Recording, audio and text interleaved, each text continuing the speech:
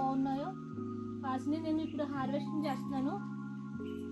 చూడండి ఫ్రెండ్స్, ఎంత అందంగా ఎంత బాగా ఉన్నాయో, చక్కగా ఉన్నాయి. చూస్తుంటేనే ప్రశాంతంగా ఉంటుంది. చూడండి ఫ్రెండ్స్, ఎన్ని కాయలు కాసినాయో.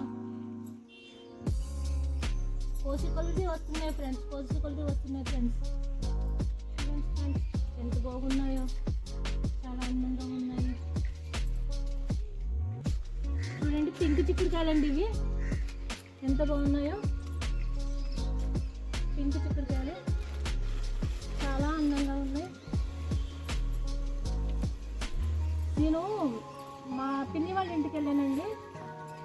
వెళ్తే మా పిన్ని ఇచ్చారన్నమాట ఈ విత్తనాలు. తీసుకొచ్చి నేను పెట్టాను. పెడితే చాలా గ్రోత్గా మొక్కలు బయలుదేరినాయి, బాగా వచ్చినాయి. మా మమ్మీ తీసుకెళ్ళి పెట్టారు, కానీ వాళ్ళకి అంతగా అలాగా గ్రోత్ అవ్వలే మొక్కలు.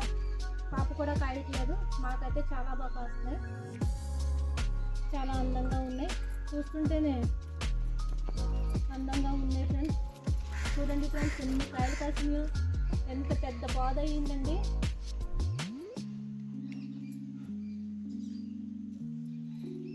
చక్కగా ఉన్నాయి. కానీ ఇది కోసుకుని కూర వండుకుని తింటే చాలా టేస్ట్గా ఉంటున్నాయండి. నేను కూడా ఈ కర్రీ ఎలా తయారు చేయాలన్నది నేను మన ఛానల్లో పెడతాను.